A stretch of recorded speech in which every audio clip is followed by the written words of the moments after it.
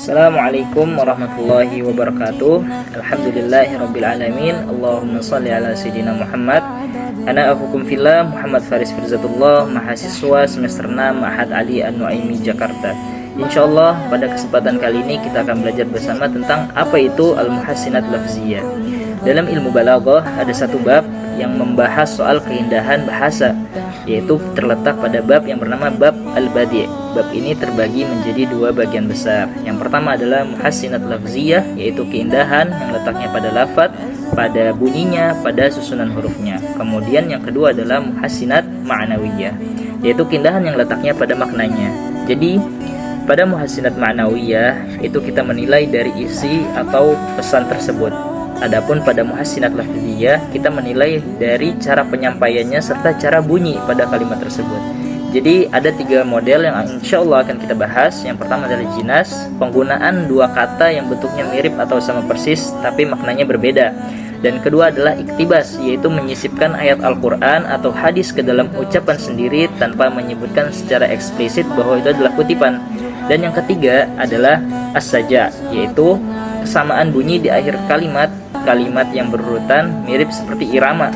Dan tiga model ini cukup sering kita temukan baik di dalam Al-Quran maupun hadis atau perkataan para ulama. Dan insya Allah ini akan kita bahas satu persatu lengkap dengan contohnya. Baik teman-teman, di sini kita akan mengambil pada model yang pertama, yaitu pada al-jinas. Di sini kita akan mengambil contoh pada Al-Quran surat Ar-Rum ayat 55 yang berbunyi, A'udzu billahi minasyaitonir rajim. Bismillahirrahmanirrahim. Wa yauma taqumus sa'atu yuqsimul mujrimuna ma labithu ghairu sa'ah.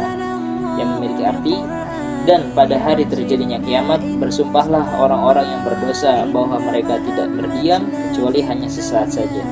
Di sini kita perhatikan dua kata berikut, as-sa'ah dan kata sa'ah. Dari segi bentuk dua kata ini sama persis, tapi dari segi makna itu berbeda. Makna yang pertama adalah as-sa'ah yang memiliki arti hari kiamat, sedangkan sa'ah yang kedua adalah yang berarti waktu yang sangat singkat.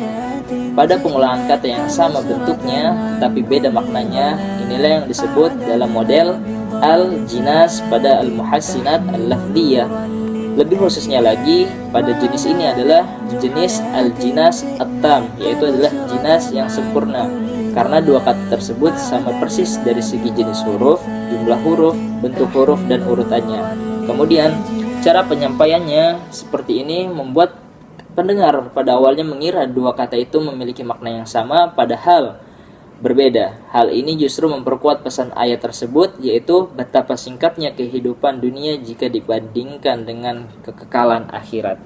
Baik, pada model yang kedua ini teman-teman, kita akan mengambil dari jenis al-iktibas, yaitu contohnya akan kita ambil secara langsung dari perkataan seorang ulama yang bernama Abdul Mukmin Al-Asfahani. Beliau berkata, la taghurrannaka minadh-dhalamati kathratul juyushi wal ansari, innama nuakhiruhum liyaumin tashkhasu fihi al-absar.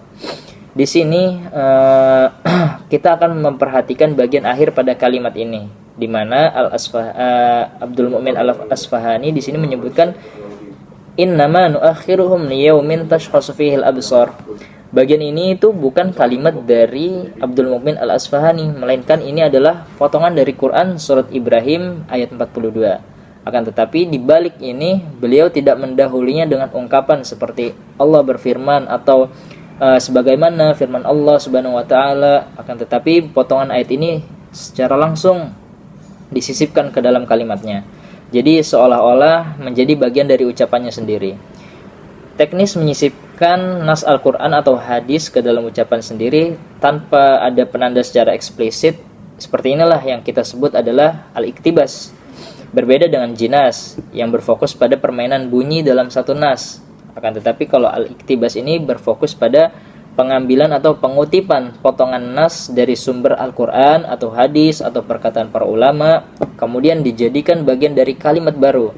Ini membuat seakan-akan pesan tentang orang zalim ini terasa lebih kuat, karena pembaca yang memahami ayat Al-Quran akan langsung menyadari bahwa bagian akhir pada kalimat tersebut adalah sebenarnya firman dari Allah Subhanahu wa taala yang dituliskan di dalam Al-Quran, bukan perkataan yang ditulis oleh penulisnya.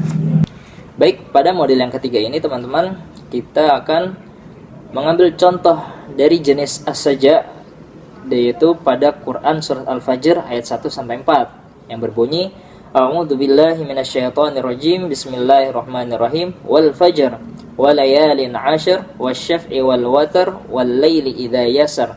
Di sini kita perhatikan pada akhiran setiap penggalan ayatnya. Di sini terdapat kalimat fajr, ashr, watr, terus ada yasr. Semua itu berakhiran dengan huruf ra. Dari kesamaan bunyi pada akhir kalimat yang berurutan ini, inilah yang disebut dengan saja, yang bentuknya mirip-mirip seperti rima kalau di dalam puisi itu. Akhiran katanya itu berakhir dengan huruf yang sama. Kalau di dalam bahasa Arab berakhir dengan harokat atau huruf yang sama. Pada pengulahan bunyi yang teratur ini teman-teman, seakan-akan ini bahkan membuat sumpah-sumpah tersebut terasa lebih hikmat ketika dibaca, terutama saat dilantunkan di dalam tilawah, yaitu pola bunyi yang berulang seperti ini juga membantu pendengar lebih mudah mengingat susunan ayatnya. Khususnya bagi kita yang kesulitan dalam menghafal Al-Quran, pola tersebut ini sangat memudahkan kita untuk menghafal ayat-ayat tersebut. Baik, demikianlah pembahasan 3 model al-muhassinat lafziyah yang sudah kita bahas, yaitu jinas pertama pada surat Ar-Rum ayat 55, kemudian ada al-iktibas pada perkataan Abdul Mukmin al-Asfahani, dan yang terakhir itu saja yang kita ambil pada surat Al-Fajr ayat 1 sampai 4. Dari ketiga contoh ini kita bisa melihat bahwa keindahan bahasa di dalam Al-Quran adalah warisan keilmuan Islam, tidak hanya terletak pada makna yang dikandungnya, tetapi juga pada cara lafadznya disusun. Demikian yang dapat saya sampaikan untuk tugas kali ini. Hadanallahu wa iyyakum, wallahu a'lam. Wassalamualaikum warahmatullahi wabarakatuh.